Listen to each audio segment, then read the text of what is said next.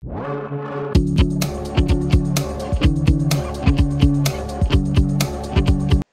previews, la présentation de chaque équipe du top 14, une par jour pendant 2 semaines, et la série touche quasiment à sa fin avec ce 13e épisode consacré à Clermont. Et avec moi pour en parler, Nicolas Zanardi. Salut Nico. Salut. Comment ça va? Pleine forme comme d'habitude. Le beau temps revient, tout va bien. Impeccable. Voilà. C'est toujours notre correspondant dans la région Aura, donc tu connais bien le club. Et on va parler un petit peu. Euh, On va parler du coup de la saison passée des Clermontois pour commencer. Une saison un peu en dents de scie avec des hauts et des bas. Oui, ça a été un peu particulier cette année dans le sens où c'est un constat qui a été fait à plusieurs reprises par le président, par le manager Franck Azema. On avait le sentiment d'une équipe qui, après avoir livré beaucoup de combats, beaucoup de campagnes européennes, beaucoup de phases finales de championnat, beaucoup d'internationaux aussi qui ont connu des Coupes du Monde, c'était une équipe qui avait vraiment du mal à assurer un petit peu le train-train quotidien, l'ordinaire, la réception à la maison qui n'avait pas un goût terrible, le déplacement qui embêtait un peu sous la pluie en hiver. Voilà. C'était une équipe qui répondait globalement présent en Coupe d'Europe, d'ailleurs qui a fait un très bon parcours, qui a gagné le droit de recevoir le Racing en quart de finale, ça arrivera assez vite. Mais par contre, en championnat, c'est vrai que ça a été un peu compliqué. Il y a eu une défaite à domicile contre Pau, notamment, qui a fait tâche. Il y a eu des matchs comme ça qui ont fait que Clermont, bon an, mal an, a terminé la saison entre la 6e et la 7e place. Voilà, ça a alterné un petit peu avec Toulouse. Il termine 6e, je crois. C'est ça, oui. Voilà, ça n'a pas été une saison très, très aboutie et ça a conduit d'ailleurs le staff à se remettre un petit peu en question à l'intersaison en procédant à un petit remaniement, on va dire. D'accord. Conséquence directe de tous ces hauts et ces bas, moins internationaux à Clermont, beaucoup moins que Ouais. d'habitude. On avait Mm. fait un chiffre d'ailleurs à l'époque, aucun appelé pour le pré-match du tour en destination. Eh ben oui, ça a été, c'était le reflet un petit peu de toute façon de la dynamique du club, voilà, du vieillissement de l'équipe. Ça soulignait un peu tout les mauvaises performances de l'équipe, on a beau dire, parce que quand l'équipe tourne, les joueurs sont appelés en plus grand nombre. Voilà, c'est d'une logique imparable. Et puis oui, un petit vieillissement, voilà, Morgan Parra, Camille Lopez qui atteignent la trentaine passée, Vahamaina qui prend sa retraite, Wesley Fofana aussi, j'en oublie forcément. Mais oui, la conséquence de ce vieillissement, d'un certain recrutement à l'étranger aussi, hein, sur certains postes clés, il ne faut pas se le cacher, ça a bouché peut-être la porte à certains joueurs français à un moment donné. Et voilà, on en est arrivé à cette conséquence qui a été un petit peu fâcheuse, hein, pour l'ASM, parce qu'on sait que c'est un club qui est très droit par rapport au salary cap. Or, le fait d'avoir peu d'internationaux sur l'effectif de référence dressé par la FFR a conduit à ce que le salary cap ne soit pas impacté. C'est très technique, hein, mais voilà, plus on a Oui. d'internationaux, plus on a d'aménagement par rapport au salary cap. Et ben voilà, ça a conduit Clermont à dégraisser un petit peu, à laisser partir certains joueurs. Je pense notamment à Toé Ava, qui a été une grosse perte, un joueur comme Ahmed Nanono aussi, même si le cas est un peu différent parce que a été recruté Kutaro Matsushima aussi. Mais voilà, il y a eu des conséquences à cette régime un petit peu sportif, on va dire. D'accord. Avant de partir sur les transferts, on va juste finir ce petit point sur la saison passée. Malgré tout, comme tu disais, Clermont termine dans les clous, 6e, avec une Mm. victoire à Agen pour finir, une nette victoire à Agen. Ça allait un petit peu mieux, juste avant ce confinement.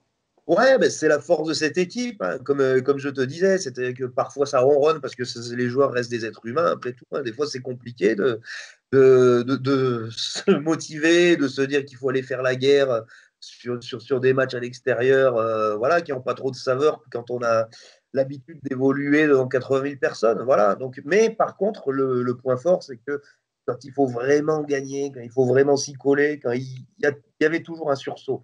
Il y avait toujours un sursaut pour assurer l'essentiel et aller chercher la petite victoire à l'extérieur, même moche, qui faisait du bien au classement, comme ils ont été capables d'aller la chercher à Pau sur la phase retour ou à Agen, oui, tu en parlais, voilà. Euh, c'est le bon côté de l'expérience, on va dire. On est capable de se mobiliser sur des échéances ponctuelles, mais voilà, il manquait globalement de la fraîcheur que pouvait avoir une équipe comme Bordeaux ou une équipe comme Lyon qui ont tout Oui, approuvé et qui avaient faim tous les week-ends. Voilà. d'accord. Juste pour finir cette partie, on peut parler d'un joueur aussi qui a été marquant l'an passé, marquant par son absence au début à la Coupe du Monde, c'est Pesselli Yato. Il s'est Ouais. vraiment révélé comme un des cadres du championnat. Mais c'est le paradoxe Pesceli-Gatto, c'est à la fois un des cadors du championnat et à la fois un joueur qui est plus souvent sur le banc que sur le terrain en tant que titulaire, parce qu'on sait tout ce qu'il peut apporter en cours de match, et aussi parce que le titulaire au poste de 8, Fritz Lee, il est indispensable à Clermont. Sans parler de joueurs comme Lapendrie, comme Ituria, qui font peut-être moins de bruit, mais qui sont très importants sur des secteurs comme la touche, où Yato est un peu moins performant. Fischer aussi, qui dans son registre avait également gagné sa place de titulaire. Voilà, c'est peut-être le meilleur joueur de tous, Pesceli Yato, mais ce n'est pas l'indispensable par rapport à la complémentarité qu'on pouvait chercher dans une troisième ligne. Mais après, comme tu l'as dit, voilà, c'est un facteur X, c'est le genre de joueur dont rêvent toutes les équipes et que clairement a la chance d'avoir parce que quand il porte le ballon, il fait mal. Quand il défend, il fait mal. Il pèse dans les têtes, il pèse sur les corps, il pèse sur tout le monde. Et il va beaucoup manquer à Clermont en ce début de saison, puisqu'il est blessé, qu'il a été opéré, ce qui a contraint Clermont à recruter d'ailleurs un joueur qu'on attend de voir, qui sera très, très attirant, on va dire, David Damou, là, la star de l'équipe de France A7, hein, qui revient à 15, qui va s'essayer à 15 au plus haut niveau, parce qu'on rappelle qu'il jouait à Nîmes pardon, en Fédéral 1 jusque-là. Ce sera une attraction aussi, ouais. On va atteindre notre niveau forcément. Alors, pour finir ce chapitre sur la saison passée, je vais t'énumérer tous les joueurs qui ont quitté le club et tu me diras forcément qui va manquer. Et il y en a qui vont manquer. On commence fort avec Zirakashvili, Uiga, Kakabadze, Ugugia, Tadjer, Rilave, Ruo, Ledlo, Kassan, Toyava, Grosso, Abendanon, Twikuvu, Tao Fifenoa, le jeune Donovan. Voilà, qui va manquer pour toi à ce club? Déjà, ce qui est marquant, c'est le renouvellement qui a lieu en première ligne, clairement, parce que David Zirakashvili, il s'en va après des années et des années de très bons et loyaux services à Clermont, qui plus est pour aller entraîner la mêlée à La Rochelle. Oui, voilà, c'est quand même très, très, très marquant. Au talonnage aussi, il y a deux départs. Là, le cas est un peu particulier parce qu'on se rappelle que Benjamin Kaiser, il y a 2 ans, a pris sa retraite, a pris un peu tout le monde de course, ce qui avait contraint l'ASM à recruter Tadjer de Grenoble, un petit peu dans l'urgence, etc. Donc là, on a pris le temps de recruter, de bien recruter, de prendre des contacts très tôt. Et clairement, c'est doté de 2 très bons talonneurs. Adrien Pellissier, que tout le monde connaît, qui a été international, qui vient de Bordeaux, et Étienne Fourcade de Grenoble, qui est un peu moins connu, mais qui est international U20 et qui est clairement un international français en puissance. Si Clermont performe, voilà, il sera nécessairement dans les petits papiers parce que c'est une bombe qui arrive à Clermont. Je ne sais pas si les supporters le mesurent, mais ça va être un joueur à suivre toute la saison, c'est sûr. D'accord, très bien. On pense notamment, du coup, tu en parlais un petit peu, à Toeava qui a manqué au club, forcément, surtout que tu rejoins le rival toulonnais. Oui, voilà, c'est la problématique dont on parlait par rapport au salary cap. Après, il y a des jeunes qui intègrent l'effectif, hein, qui vont jouer, comme Tanivili, comme Léo Trey, etc. C'est sûr qu'un Toeava, voilà, ça va faire du mal, parce que c'était clairement le patron derrière, mais après, comme je t'ai dit, hein, le salary cap a ses exigences et Clermont, et c'est tout à son honneur, veut vraiment être dans les clous. Donc voilà, on recrutait Matsushima, il y avait des efforts à faire à droite à gauche. On recrute Sébastien Bézi aussi. Donc oui, il y avait des efforts, c'est Toeava qui en a fait les frais. Après, il y a encore du monde. Hein. Voilà, il y a Wesley Fofana, évidemment, qu'on ne présente plus. Il y a Georges Moala aussi, qui est un monstre, qui est peut-être un des meilleurs joueurs du top 14, tout poste confondu en ce moment. Il y a Peter Betham qui peut jouer aussi. Et puis, il y a Pissaï Nakalevo. Enfin, il y a encore vraiment, vraiment une grosse densité. Voilà. D'accord, très bien. Il y a 2 joueurs aussi, 2 Britanniques qui est important au club, même s'il est un peu sur le déclin. Ouais. Ledlo, Abendanon, un petit mot sur chacun aussi, peut-être. C'est un peu la même problématique. Voilà, on est sur des joueurs plus de trentenaire, un petit peu vieillissants. Abendanon qui a fait de super saisons à Clermont. Ledlo qui a marqué un petit peu moins quand même. Voilà, on a le souvenir de cette finale en 2019, il passe un peu à côté. Et puis, je pense aussi que le constat qui a été fait, c'est que le profil de Ledlo, le profil de Parra était finalement beaucoup trop similaire. Voilà, des notes d'expérience, buteur, etc. Je pense qu'avec Sébastien Bézi, on a voulu se doter d'un neuf dans un autre registre, qui est capable de porter le ballon, d'éjecter, d'aller beaucoup plus vite. La logique est là. Je pense que si on fait sortir un Parra pour faire entrer un Bézi, c'est qu'on attend quelque chose d'autre. Alors qu'avec un Ledlo, on était plus ou moins sur le même registre. Voilà. D'accord, très C'est bien. beaucoup plus complémentaire sur le papier, on va dire. Très bien. On passe au recrutement, du coup, au recrue du club. Pareil, tu vas me dire qui pour toi est une arrivée importante. On va faire un petit mot sur chacun, on peut se le permettre. Donc, parmi eux, il y a Penny Ravaille, Ojovan, Pélissier, Fourcade, Veredamou, Bézi, Matsushima et Pouraï. On a déjà dit un Hum. petit mot, mais si on peut se répéter, c'est pas grave. Dis-moi, du coup, on commence par Penny Ravaille de Bordeaux. On va éviter. Penny Ravai, ouais, très, très belle recrue parce que c'est un profil qui manquait aussi un petit peu parce que c'est un joueur qui est capable de marquer. C'est un joueur qui, près de la ligne, est capable de prendre un ballon, faire le petit mètre quand le bras a marqué. Il a marqué beaucoup d'essais à Bordeaux. Et c'est vrai que c'est un profil qui manquait un petit peu à Clermont où ben voilà, les joueurs qui étaient là, voilà, je pense à Rabat Slimani, par exemple, qui est toujours là, hein, mais voilà, c'est pas forcément des piliers qui portent le ballon, qui sont capables de faire des différences. Et Penny Ravaille, pour le coup, c'est exactement l'inverse. C'est quelqu'un qui est capable vraiment ben, de prendre des trous, d'aller chercher des ballons, d'être performant. Et ça peut amener des solutions, notamment sur ces zones voilà, proches des lignes où le jeu est un petit peu bloqué, où il peut apporter des solutions. Voilà. Donc c'est une arrivée intéressante. Les deux talonneurs, on en a parlé, ça participe au renouvellement de l'effectif.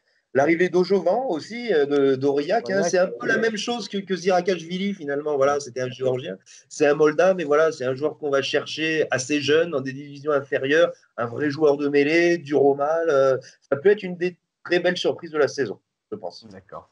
Ensuite, on a un petit mot, mais donc Bézi arrivera dans un registre vraiment différent pour pallier le départ de Gedlo. Matsushima qui arrive à l'arrière, forcément, la star On va en japonaise. attendre beaucoup. On va en attendre beaucoup parce que au-delà du joueur que c'est Kotaro Matsushima, qu'on a vu pendant la Coupe du Monde au Japon, hein, qui est un super relanceur, qui est très intéressant, c'est un joueur japonais, c'est tout sauf anodin parce que voilà, à l'heure où tous les clubs cherchent un peu des solutions, là, on peut aller chercher sur le marché japonais des petites choses. Voilà, la moindre interview de Matsushima sur le site de l'ASM, elle est traduite en japonais pour garder un lien avec le pays, pour intéresser les gens là-bas. Ça va quelque part un petit peu au-delà du rugby, comme a essayé de le faire Toulon à une époque Goromaru. avec Goromaru. Voilà, à la différence que Matsushima, on en a déjà parlé dans Midi Olympique, hein, c'est un joueur qui est à moitié sud-africain de par son père, qui a déjà beaucoup joué dans sa vie à l'étranger, qui parle anglais Il connaît la et dont France. l'intégration, voilà, qui connaît un petit peu la France après son passage rocambolesque, on va dire, à Toulouse. Et c'est quelqu'un qui est sur le papier, en tout cas, susceptible de mieux s'adapter au rugby français ou du moins à un rugby étranger. Parce que clairement, en plus, ça a payé pour le savoir. Il y a des années, il y a une vingtaine d'années, elle fait venir le Voilà. meilleur marqueur de l'histoire du rugby mondial. C'est quand même pas rien. Qui avait fait 2 matchs en Coupe de la Ligue, je crois, à l'époque, et qui était reparti parce qu'il était malheureux, parce qu'il n'arrivait pas à s'intégrer. Voilà, et Matsushima, pour le coup, d'après les petits échos qu'on en a, voilà, le fait de parler anglais, il s'intègre beaucoup mieux que ses prédécesseurs. Et on peut en attendre quelque chose. Bien sûr, c'est ça. Les Japonais qui sont venus en France, ça a toujours fait flop un peu. Et Pour l'instant. même à son arrivée, on avait un petit peu peur qu'il soit en surpoids, Matsushima, sur quelques photos qu'on avait vues. Et les premiers Oh, tests, oh non. oh, Et les premiers tests, finalement, nous ont montré qu'il était en pleine forme, prêt à on tout sort casser en du France. confinement, qu'est-ce que vous Bien voulez? sûr. Voilà, non, mais c'est. Puis on connaît Clermont, on connaît son staff qui est extrêmement professionnel, qui mise beaucoup sur la préparation physique, peut-être plus que les autres. Enfin, on sait que les préparations à Clermont sont parmi les plus compliquées du top 14. Clairement, si Matsushima n'est pas en forme, il ne jouera pas. Et de toute façon, c'est tout dans son intérêt d'être en forme parce que le jour où il ne peut plus jouer sur sa vitesse et sur ses appuis, il sera embêté, le garçon. Oui, c'est sûr. Et du coup, tous les voyants sont ouverts pour ce joueur, au final, ce qu'on peut dire. Les nouvelles sont quand même plutôt rassurantes pour Clermont. Sur le papier, j'ai envie de te dire oui. Et puis pour Clermont aussi, parce qu'il n'y a pas énormément d'arrière. Voilà, pour le concurrencer, il y a Nanaï Williams qui peut C'est vrai. jouer arrière, mais qui a un couteau suisse, qui peut jouer ailier. Il y a le petit Cheikh Tiberien aussi, qui est excellent, mais qui a très peu de références. Donc voilà, il joue gros sur ce poste-là, clairement. Clairement. D'accord. On en a parlé aussi, mais on va quand même revenir dessus, sur Tavité Veredamou, star de Ouais. l'équipe de France A7, qui vient du coup pour jouer à quel poste là, si tu peux nous Ah préciser bah, tout ça. troisième lignel, à Troisième. la place de Pesselli Yato, ça c'est clair, net et précis. En plus, dans le style de jeu de la SM, voilà, où Yato était souvent dans leur système d'animation offensive, amené à prendre les couloirs, à prendre des ballons en bout d'aile. Voilà, Veredamou, normalement, il devrait s'éclater là-dedans. Après, voilà, passer du 7 au 15, on sait que c'est compliqué. Il a jamais joué à 15 à haut niveau. ce sera une des attractions. Clairement, en plus, on a peu pu voir Clermont en match amical. Voilà, parce que Lyon, ça a été annulé, parce que Aurillac, c'était un entraînement avec Pau, etc. On n'a pas vu grand-chose, donc il nous brûle de le voir en direct. Est-ce qu'on peut imaginer dans un rôle de centre, comme ces joueurs du 7 sont souvent polyvalents, est-ce qu'il peut dépanner à plusieurs postes? Ah, je ne crois pas que ce soit dans les plans, honnêtement. Non, non, non. Potentiellement, il peut jouer partout, hein. Je pense qu'il peut jouer à l'aile, il peut jouer au centre, Oui. effectivement, comme tu dis. Mais non, il a été recruté comme troisième ligne. Au centre, il y a quand même beaucoup de monde. Non, Parce que je si pense on pas a que un exemple de joueurs de 7 qui réussissent à 15, c'est bien Virimi Vakatawa au Racing. Ouais, ouais, oui, oui, mais lui, il jouait déjà à 15 Oui, avant. c'est ça, Donc, c'est vrai. voilà, Veredamou, c'est. Et puis à Nîmes, il jouait troisième ligne aussi. Donc, ouais, je pense que l'acclimatation sera quand même plus facile sur ce poste-là. Voilà, en plus, quand on veut démarrer à 15, entre guillemets, troisième ligne, pour ça, c'est le poste le plus facile, entre guillemets, dans le sens où suit le ballon, plaque tout ce qui bouge Ça ira. et voilà, je crois que ce sera l'idée.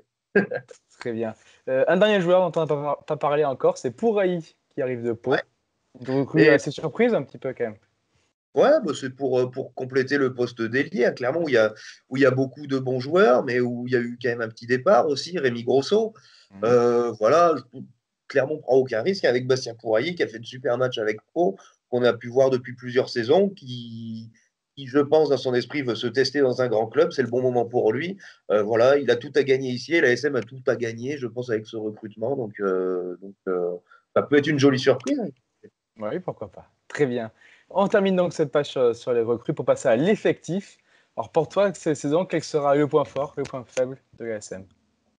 Ah, bon, la charnière, quand même, on peut parler de points forts quand on a Morgan Parra et Camille Lopez qui n'ont pas de Coupe du Monde à gérer, qui n'ont pas d'échéance internationale, qui ont eu 6 mois de confinement pour se requinquer un petit peu. Je pense que Généré. voilà, l'expérience de cette charnière, elle est incomparable en top 14 aujourd'hui. Donc forcément, c'est quelque chose qui va beaucoup peser. Après, il y a de la puissance de partout, hein. Bon, Yato est pas là, mais voilà, quand on a un Moala, enfin, des joueurs comme ça et Fritz Lee, clairement, a une puissance de feu qui est rare, quoi, au plus haut niveau, je parle, hein. Vraiment, Ah oui, c'est oui. c'est des joueurs qui ont l'habitude de ces matchs-là, qui pèsent encore, qui sont capables de faire basculer des gros matchs. Je crois que sur les individualités, en fait, notamment derrière, clairement, on peut parler de vraiment gros, gros points forts.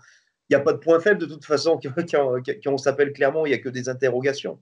Voilà, Oui. l'interrogation cette année se situera un peu au niveau de la première ligne, ou notamment des deux talonneurs, hein. Il va y avoir une hiérarchie à trouver, il va falloir qu'ils trouvent leurs repères en mêlée, en touche, notamment. Et parler de points faibles à Clermont, non, c'est juste pas possible. Peut-être que leur principal point fort, c'est de ne pas avoir de points faibles. Et de la philosophie, mais je crois qu'on n'en est pas loin. D'accord, on en a parlé un petit peu. C'est ça. Là où il y a vraiment un gros renouvellement au niveau de l'effectif, c'est cette première ligne. Du coup, c'est le seul endroit où le club s'est vraiment renouvelé. Ça s'est renouvelé, ouais, mais il y a quand même une valeur sûre qui s'appelle Rama Slimani, qui Déjà. permet de caler la mêlée bon an, mal an, et quel que soit le temps. Voilà, donc autour de lui, ça va construire. Il a pris quelques petites responsabilités, en plus en termes de leadership, dans le travail de la mêlée, etc. C'est tout sauf anodin. D'accord, très bien. Est-ce que, enfin, tout d'abord, enfin, un petit tour sur le 15 probable de cette équipe de Clermont. Donc, je te cite, ça peut être Falgou, Pellissier, Slimani, Timani, Vamaina en deuxième ligne, Fischer, Ituria et Fritzli en troisième ligne, Para Lopez à la charnière, comme on le disait, Raka et Penaud aux aigles, les internationaux français, Fofana, Moya au centre et Matsushima à l'arrière. C'est sûr que ça a de la gueule. Ça a de la gueule et il n'y a qu'une seule recrue. Oui, Voilà, on aurait pu parler d'un Fourcade aussi, on aurait pu parler de deux ou trois autres joueurs, mais on sera sur la continuité. Donc c'est quand même du temps de gagner dans ce début de saison où il va falloir attaquer très fort. C'est un vrai atout aussi de pouvoir construire sur cette solidité, sur cette stabilité. très bien. Alors, parmi ces joueurs, ou en dehors de ce 15 probable d'ailleurs, est-ce qu'il y a pour toi un jeune qui peut éclater clairement cette année, un joueur à suivre? Hein, on parlait de Poirier tout à l'heure, on parlait de Fourcade aussi, etc. Moi, je miserais gros sur Tibérien aussi, qui, s'il a du temps de jeu, peut vraiment exploser parce que le pauvre a eu un tournoi écourté l'an dernier à cause du Covid. Il n'y a pas eu de Coupe du Monde des moins de 20 ans. Donc, il a eu très peu d'exposition finalement. Mais par contre le peu de matchs qu'il a pu jouer l'an dernier, on a vu que c'était un joueur qui avait des qualités énormes. Et moi, je ne serais pas étonné qu'il crève l'écran assez vite. C'est un joueur qui aurait déjà dû crever l'écran, selon toi, avec les moins de 20 au moins. S'il y avait eu une Coupe du Monde l'été dernier, ouais, je pense. Ouais. Je pense. Il avait déjà fait un super tournoi, je crois, contre l'Italie notamment, où il sort un match de folie. Contre l'Angleterre, il avait été bon aussi, me semble-t-il. Ouais, ouais, non, je pense que lui, on en parlera très vite et très haut. Voilà. Et comme tu le dis, l'interrogation, c'est s'il joue, parce que malheureusement, il est en concurrence avec Matsushima qui vient d'arriver, avec Noah Ouais. Williams. Il va falloir faire Après, une place quand même. le top 14 a cet avantage d'être très long et Oui, très dur, donc il laisse sa chance à tout le monde. c'est vrai. Voilà. Et Franck Azema, pour ça, on peut lui faire confiance pour faire jouer le meilleur à l'instant T, quel que soit son statut. Voilà, il a cette rigueur-là. D'accord, très bien. On passe du coup à la dernière partie sur l'état d'esprit de l'équipe. Quelles sont les ambitions à Clermont? Forcément des titres. Forcément, surtout qu'il y a 3 chances d'en gagner cette année C'est ça. plutôt que 2. C'est magnifique. Là, ils vont attaquer par un quart de finale contre le Racing très vite, qui donnera un petit peu le ton de la saison. Voilà, ça pourrait être une super récompense pour eux après la saison galère d'aller chercher quelque chose cette année. Ils en sont capables, hein, potentiellement. Voilà, quand on est Clermont, de toute façon, on attaque toujours une saison pour gagner des titres. Et le confinement aura fait du bien dans les têtes, je pense, dans le sens où, privé de jeu pendant 6 mois, euh, certains cadres qui étaient usés physiquement et surtout mentalement ont dû faire le plein de fraîcheur.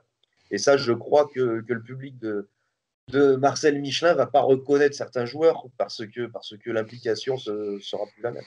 C'est ça, ces joueurs dont on disait qu'ils avaient du mal à se motiver pour les petits matchs, là, c'est fini Ouais. tout ça. Eh ben, alors, en toute logique, oui. S'ils aiment le rugby, oui, du moins. Et je suis quand même enclin à J'espère, croire qu'ils aiment ça encore, même si c'est leur métier. bien sûr. D'accord, très bien. Ils ont fait un match amical pour l'instant contre Bordeaux. Et bon, Ouais, Bordeaux est très en forme, mais malheureusement, un voilà, et ils n'ont pas demi, vu. parce qu'il y a eu une petite partie contre Aurillac aussi quelques jours avant. Voilà, ce match contre Bordeaux, il leur avait laissé des regrets parce qu'ils avaient beaucoup tenu le ballon en étant très peu efficaces, alors que les Bordelais, au contraire, avaient fait carton plein sur toutes leurs occasions. Donc là, ils auraient bien aimé avoir ce petit match contre Lyon pour se tester, notamment au niveau de la finition. Ça n'a pas pu être le cas. On verra dès l'ouverture du championnat si ouverture il y a, Oui. mais, au vu de l'actualité. Mais c'est des aménagements à la marge, ça, j'ai envie de te dire. Si l'animation est bonne, si on arrive à tenir le ballon, qu'on se crée des occasions, on a fait le plus dur. Après, la conclusion, peut-être c'est une question de détermination, d'état d'esprit. Sur les matchs amicaux, ça vient peut-être moins facilement, mais en championnat, je pense que ce sera là. Ça, oui. Pour rappel, ils s'étaient inclinés donc 13-27 contre Bordeaux.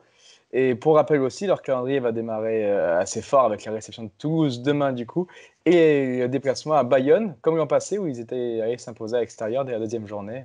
Avant, donc, en guise de troisième journée, ce quart de finale contre le Racing, ça va démarrer très fort. Ça va démarrer fort, oui, il faudra être fort sur les vagues. On n'en a pas parlé, mais il y a l'arrivée d'un ancien joueur du club dans le staff, Benson Staley, qui va s'occuper de la défense. Je crois qu'ils ont fait un gros focus là-dessus parce qu'ils se sont rendus compte que l'an dernier, la défense était quand même un point un petit peu relativement faible. Je crois qu'ils vont vouloir être très performants là-dessus très vite. Et je crois aussi que c'est là-dessus qu'il faudra les juger sur les premiers matchs. D'accord, très bien. On termine donc avec On s'engage. Si tu devais nous donner un classement assez clairement, toi, un classement en top 14 en tout cas, il y a beaucoup de concurrence. On l'a vu du coup avec les Bordelais, on l'a vu avec on verra avec les Toulousains. Comment tu vas finir, c'est clairement toi? Beaucoup de concurrence, comme tu dis, beaucoup de compétition. Après, l'avantage, vu qu'il y a beaucoup de doublons aussi et peu d'internationaux, ça peut jouer en leur faveur. Hmm. Comme Moi, je c'était le les cas pour Bordeaux et vois Lyon l'an plutôt. passé, au final. Ouais, ouais, peut-être un petit peu. Ah ouais. Moi, je les vois plutôt haut. Je les vois plutôt haut. Enfin, tous les voyants sont ouverts pour. Du moins, il y a une équipe sur la continuité qui a envie de se récupérer un peu de la saison dernière. Barragiste à domicile à minima, pour moi, et peut-être plus haut. Et peut-être plus haut. D'accord, très bien. C'est fini pour cet épisode. Merci beaucoup de l'avoir réalisé avec moi, Nico. Avec plaisir. Merci à Comme vous de tout. nous suivre quotidiennement. Et pour demain, pas d'indice, puisqu'il reste un seul épisode. Donc forcément, vous le savez, il sera consacré au Stade Toulousain. Merci beaucoup de nous avoir suivis et à demain. Au revoir. À plus.